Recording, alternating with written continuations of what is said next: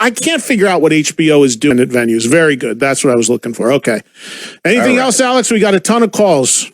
I got one weird story and then one Alice Cooper related story, which will both be quick. So David Hasselhoff is getting into metal. I don't know if you saw that the other day, but David Hasselhoff has apparently recorded a metal song called Through the Night. And the only way that anyone will ever be able to listen to this David Hasselhoff metal song, which he recorded with some Austrian metal duo that I've never heard of before, is you got to pay for it because they have a Kickstarter to finance a cinematic video for the song and a making of the song documentary. So for just one song, you have to contribute to a Kickstarter that they'll make a video, a documentary, and the song. I don't get this at all. Now, Hasselhoff is, I believe, in Germany, like a mega artist. I think that's the country he's like mega artist in. And like, why would... There's something that doesn't connect with me on this because by every measure, Hasselhoff is probably a multi-millionaire many times over. Why for one song would he or anyone associated with what he's doing need to do a Kickstarter to raise money to do a video, which people are doing on iPhones that look like Steven Spielberg at this point? I don't get it. Something's not right with this thing. This reeks of, like, I don't know, a band hiring him to use his name. I'm not sure what's going on here, but I don't know who needs a metal song from David Hasselhoff, and I don't know who needs to, in these times, dig into their pocket and donate to a Kickstarter to make a music video for the guy. It's insane. Don't forget the documentary. Like, what? Again, I understand smaller bands, struggling bands. But it was, I don't know, 6 months ago, we were talking about bands that took government bailouts, and it was like Guns N' Roses, and I'm like, what? The Eagles, like, took government bailout money. Like, what? It makes me nuts. And then you got these other people on the balls of their ass trying to figure out how to pay their electric bill every month. I don't understand it. How do you say somebody, donate to a Kickstarter to do a music video for a guy that's like a stadium act in Europe? I don't understand it. I think people would be insane to jump in. Just look, you don't need me to tell you this. I hope everyone's smart enough to know this. Just really look at what you're doing before you get involved in something. I don't think people listening right now are clamoring anyway to give money to a David Hasselhoff Kickstarter for a music video. But if you are, just take into account where your money's going and proceed carefully. That's all. Do what you will. It's your money. What else? Last one. Go ahead. Okay. I'm sorry. I thought you were about to say I'm done. So, all right. I got Alice Cooper calls to get to. I'm not going to rant anymore. And speaking of Alice Cooper, just in time for Halloween, Alice has released a horror-themed party game called Horror Box. It is basically Cards Against Humanity with a whole bunch of horror things in it. If you're familiar with Cards Against Humanity, it's basically you pair like a setup phrase and then an answer phrase, and they're supposed to create like really funny or like, gross or absurd statements. So there's all kinds of different horror ones in here. You can go on his website and it's only $25. So if you want to have fun with the family, although it's recommended for ages 14 and up, that is available for you now. Alice was on the show yesterday, gave a little plug to his hot sauce at the end, and he's got so much stuff going on. We didn't even touch on that yesterday. I didn't know about it. He didn't bring it up, but Alice is a man of many, many talents and a great, great guy, and we appreciate him coming on yesterday and talking about his own material for a bit during the Top 20. Okay, thank you, Alex. Let's take a break. When we come back, we'll turn it over to you the rest of the way over and Carla Dragati, who is a tour manager and has been with Cheap Trick forever. And Carla just sent me this from Variety, the entertainment magazine online. I don't know how it exists now, but Variety is a well-respected and well-known entertainment business publication.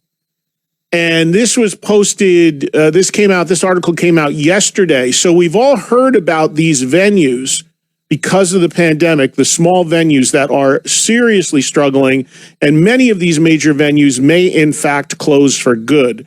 There have been various initiatives to try to keep these venues open, and some of them have been successful. Some are hung up in legal stuff, and we don't know if they're going to get the money to get the help to keep their doors open, or not necessarily keep their doors open, but just be able to pay their rent and their bills in order to keep the structure, keep the building, keep the business.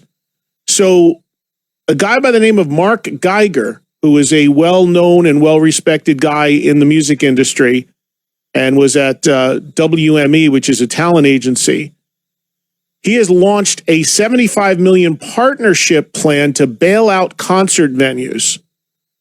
This is interesting. I want to read you a little bit of this because, again, there is, whatever your local small club, theater, concert venue is, these people, these venues, many of them are predicted to close for good, potentially by the end of this year, which is now only a couple months away, if they don't get financial assistance, and the floodgates are not exactly opening for that. Let me read you this from Variety because this is interesting. It says, of the many businesses laid flat by the coronavirus, small and independent music venues are among the most grievously impacted. They were among the first to close and will be among the last to reopen. And despite the $10 billion Save Our Stages Act currently languishing before Congress, and the efforts of organizations like the National Independent Venue Association, the outlook remains daunting. So that's an interesting open to the article. And we have had people from those organizations on this show talking about it. And I wasn't really sure how it was going, but according to this article, it's not going well, and these people getting financial assistance. Former WME music chief, and again, WME is a huge talent agency. Mark Geiger, who also was a co-founder of Lollapalooza, has announced a plan to invest in small clubs and build an indie touring network. Although that plan would see him acquiring a 51% ownership stake in the venues in question. According to an interview in the New York Times, Geiger has amassed a war chest to help sustain clubs throughout the pandemic and help them reopen.